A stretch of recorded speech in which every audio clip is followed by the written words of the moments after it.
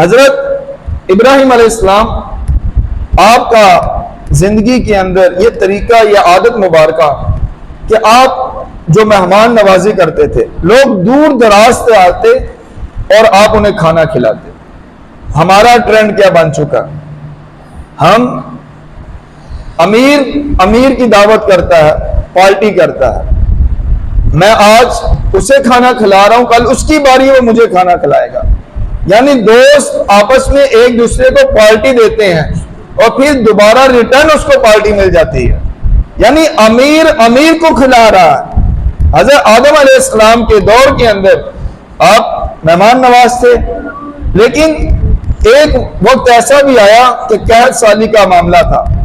आपने जब फलस्तीन की तरफ हिजरत की, फलस्तीन के अंदर आप मौजूद थे, लोग दूर दराज थे, मिस्र से फलस्तीन के अंदर जब कहत साली हो गई तो हजरत इब्राहिम अलैहिस्सलाम के पास आए कि हजरत इब्राहिम अलैहिस्सलाम से कुछ ना कुछ खाने को चीज मिल जाएगी। हजरत इब्राहिम अलैहिस्सलाम के पास आए तो यहां पर भी कोई चीज मौजूद ना थी।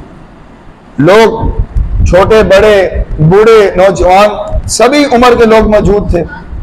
हजरत इब्राहिम अलैहिस्सलाम ने अपने खुद्दाम बुलाए, खादमीन को बुलाया और ऊंटों पर बोरियां लाद कर उन्हें भेज दिया मिस्र में।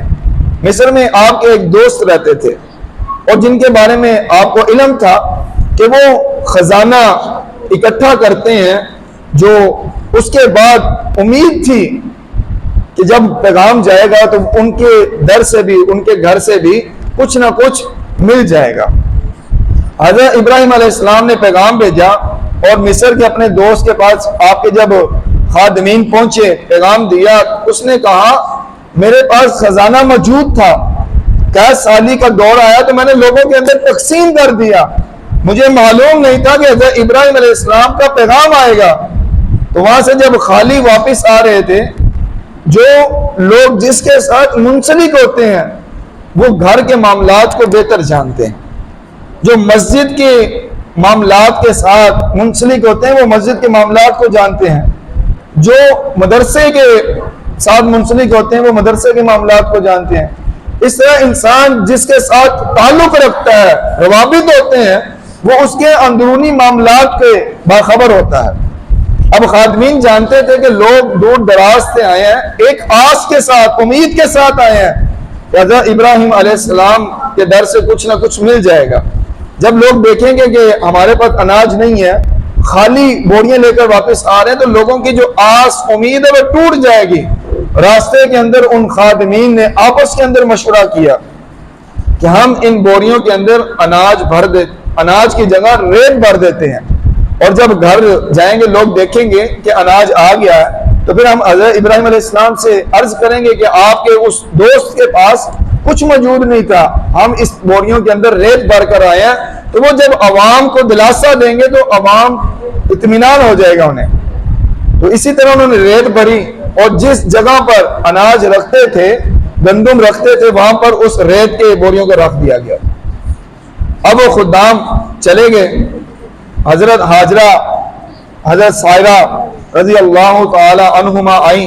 उन्होंने जब बोरियों का मुंह खोला तो उसके अंदर उम्दा बेहतरीन गंदुम मौजूद थी। जब उसे खोला और देखा, उसकी खुशबू दूर दराज तक फैल गई। आटा गूंदा गया, उसकी रोटियां बनाई गई, उम्दा उसका जायका। हज़रत इब्राहिम अलैहिस्सलाम की बारगाह में उस गंदुम को लेकर गए। जिस तरह हम कोई चीज बाजार से खरीद कर लाते हैं तो घर की जो खवातीन है वो बता देती है कि आज की जो सब्जी थी ये उम्दा थी, बेहतर थी, आज ये फलां चीज खरीद कर लाए हो तो ये बेहतर है। तो इसी तरह जो घर की खवातीन है वो जब चीज पकाती है तो उन्हें इल्म हो जाता है कि ये आज की चीज जो है ये पहली वाली चीज की बनिस्बत ज्यादा अच्छी है।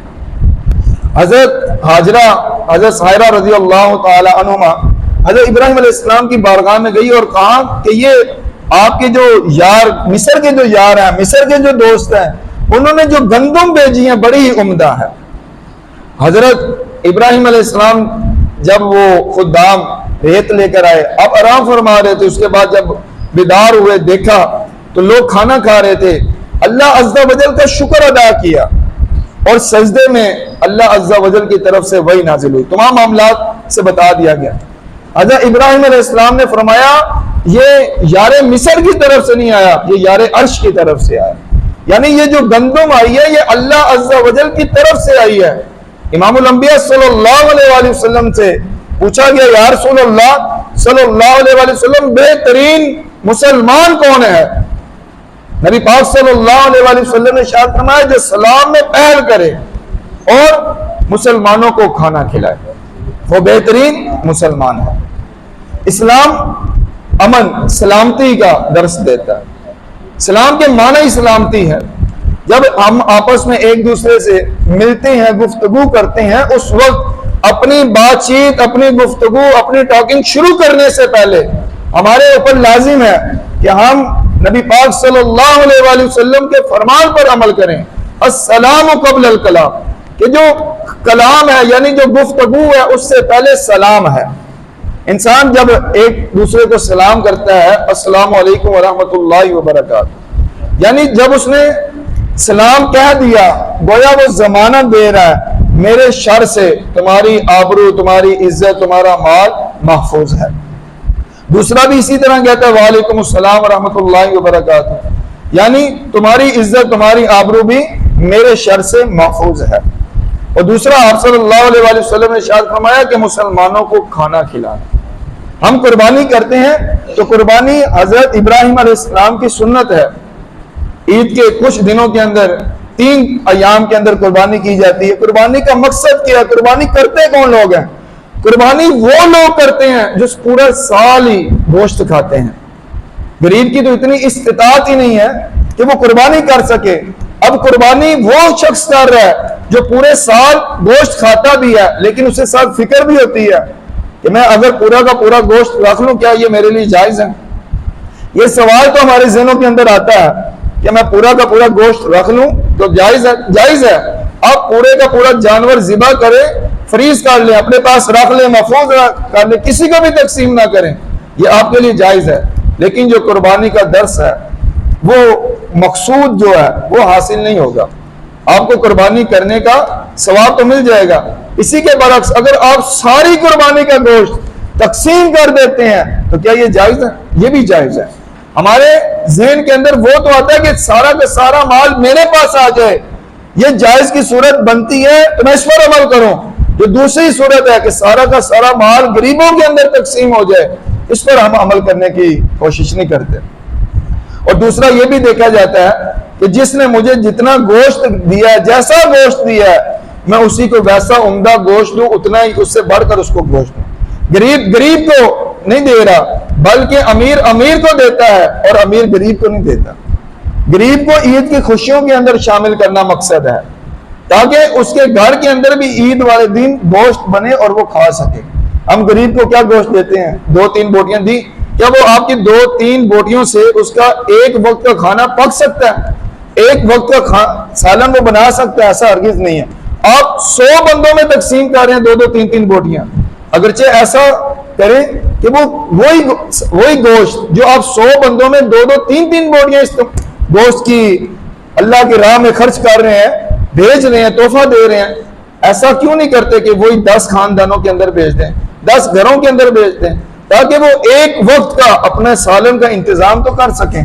अगर किसी घर के अंदर 4 अफराद मौजूद है, 5 अफराद मौजूद हैं, हम अपने इर्द गिर्द के जो हमारे हमसाए हैं उनकी आबादी से हम वाकिफ होते हैं, लेकिन फिर भी हमारा एक ट्रेंड बन चुका है कि मैंने 2-3 देनी है और पूरे मोहल्ले को कवर करना है। आप अपने हमसायों को कवर करने की कोशिश करें कि ताकि उनके घर एक वक्त का सालन तो बन सके। और उसके अंदर भी कुर्बानी के जानवर भी हम खरीदते वक्त लाख, 2 लाख, 3 लाख इस्तेमाल करते थे, खर्च करते हैं। करना भी चाहिए, उम्दा से उम्दा जानवर खरीदना चाहिए, लेकिन अल्लाह की रजा के लिए, ये नहीं कि लोगों को दिखलावे के लिए। अल्लाह की रजा के लिए जानवर खरीदें। और उसके बाद जब गोश्त तकसीम करना है उसके अंदर भी एक प्लानिंग हो, एक उसको अच्छी तरह उसको पैक किया जाए और बतौर गिफ्ट उसके सामने जिसको भी देना है उसको पेश किया जाए।